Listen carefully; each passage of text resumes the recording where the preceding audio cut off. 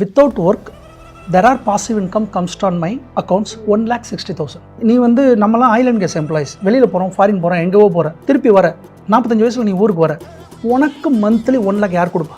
உன் பொண்ணு கொடுக்குமா? உன் பையன் கொடுப்பாங்களா? உன் மனைவி கொடுப்பாங்களா? உங்கள் அம்மா கொடுப்பாங்க? ஒரு கேள்வி கேட்டார், எனக்கு ஆன்சர் தரல. அம்மா யார் கொடுப்பா? nobody will not give. 1000 ரூபா நம்ம கடன் கேட்டாலே நீ கொடுக்க மாட்டாங்க. அப்போ எனக்கு அந்த ஒரு ஸ்பார்க் இருக்குல்ல, அந்த ஸ்பார்க் தான் அவரோட ஸ்பார்க் எனக்கு கிடைச்சதுக்கப்புறம், அப்போ நமக்குன்னு ஏதோ ஒன்று பண்ணணும் அப்படிங்கும்போது தான் நான் ஒன்றா ஸ்டார்டட் டு ரீட். அப்போ ஃபினான்ஸ்னா என்ன, இன்வெஸ்ட்மெண்ட்னா என்னங்கிறது கிராஜுவலாக 2017 தான் நான் படிக்கவே ஆரம்பித்தேன். இன்னைக்கு it's around 6 crores. It's my portfolio. 6 கோடி உங்களோட portfolio. 6 crore my portfolio all together. Real estate, gold, stock, mutual fund and corporate bonds. All together it's 6 crores. Monthly 2 lakhs and income. சின்ன சின்னதாக 3 லட்சம் 2 லட்சத்துக்குலாம் லேண்டு வாங்க ஆரம்பித்தேன். என்னையும் அறியாமலே பொண்ணுல நகையை போடு, நிலத்தில் போடு அப்படின்னு தானே, மண்ணில் போடுன்னு தானே சொல்லுவாங்க. நம்ம இதில் ஃபினான்ஷியலாக பயங்கரமான இன்ஸ்ட்ருமெண்ட்லாம் இன்றைக்கி வந்துருச்சு இந்தியாவில். RBI approved, financial minister approved நிறைய ஸ்கீம்ஸ் எல்லாம் இப்போ நிறையா வந்துருச்சு. But not aware, get aware. ஏன்னா நமக்கு எந்த எஜுகேஷனும் சொல்ல போகிறதில்ல. இப்போ நாங்கள் காய்கறி கடையில் போய்ட்டு x²/c²/y2 கத்திரிக்காய் கொடுங்கன்னு நான் கேட்க போகிறதில்ல. நான் கேட்க போகிறது 10 ரூபாய்க்கு கத்திரிக்காய் கொடுங்கன்னு தான் கேட்க போகிறேன். கரெக்டாக? நான் படித்த மேத்தமெட்டிக்ஸ் என் வாழ்க்கையில் எங்கேயுமே யூஸ் ஆக போகிறதில்ல. நான் படித்த சயின்ஸ் எங்கேயுமே என் லைஃப்பில் 2-3 இடத்துல தான் யூஸ் ஆகுது.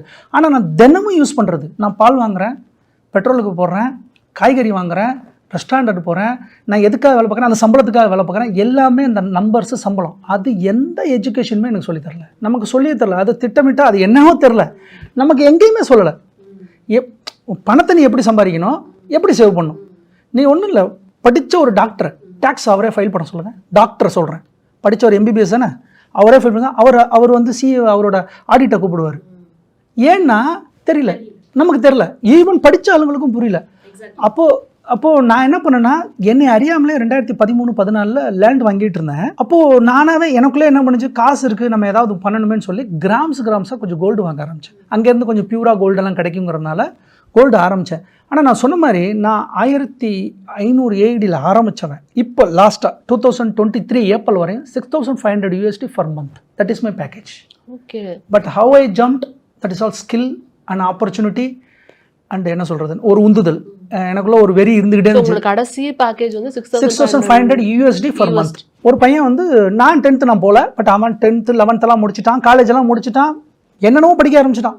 US இருக்கான், சாஃப்ட்வேரில் இருக்கான், மாதம் 4,000 வாங்குறான். அந்த டேத்தில் நான் $5,600 வாங்குறேன் ஈராக்கில். நான் சொன்னேன், டே என்னோட சேலரி 5,600, நீ என்னடா US போய் ஏன்டா வேலை பார்க்குறேன் நான் கேட்டோன்னு தான் அவனை கேட்டான், நீ என்ன படிச்சிருக்க வீட்டுக்குள்ளே வாங்கினான். அவன் அப்போ தான் என்னை ஃபஸ்ட் டைம் அவன் வீட்டுக்குள்ளே என்னை விட்டான். நம்ம ஒரு இடத்த ரீச் ஆனதுக்கப்புறம் தான் அந்த வீட்டுக்குள்ளே நான் போனேன்.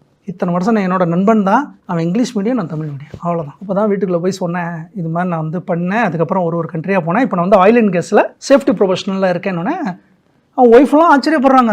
டேக்ஸ் ஃப்ரீ மிடில் ஈஸ்ட்டில். நான் வாங்கின சேலரி இன்னைய வரையும் எல்லாமே டேக்ஸ் ஃப்ரீ. அதாவது உங்கள் சேலரி முழுக்க உங்கள் அக்கௌண்ட்டில் கிரெடிட் ஆகும், எதுவுமே கிடையாது. ரைட்டா? அப்போது அதெல்லாம் அவங்க கேட்கும்போது அந்த நேரம் தான் எனக்குள்ள ஒரு உந்துதல். அப்போது நம்ம எல்லாத்தோட பெஸ்ட்டாக மாறிட்டோங்கிறத நான் உணர்ந்தேன். இந்த ஃப்ரீ ஃபின் கால் அதெல்லாம் பண்ண ஆரம்பித்தேன். அப்புறம் நிறைய யூடியூப்ஸில் இப்போ இன்றைக்கி வந்து ஃபின்ஃப்ளூயன்ஸில் நிறைய பேர் வந்திருக்காங்க. அதில் நிறைய ஃப்ராடுலன்ஸும் இருக்கிறாங்க, சில பேர் அத்தன்டிக்காகவும் இருக்காங்க. என்னை பொறுத்தவரையும் RBI approved influencers, those are. அப்படி இல்லைன்னா RBI அப்ரூவ்டு இன்ஸ்ட்ருமெண்ட்ஸ் எது, நான் அதில் வந்து பியூராக இன்வெஸ்ட் பண்ண ஆரம்பித்தேன்.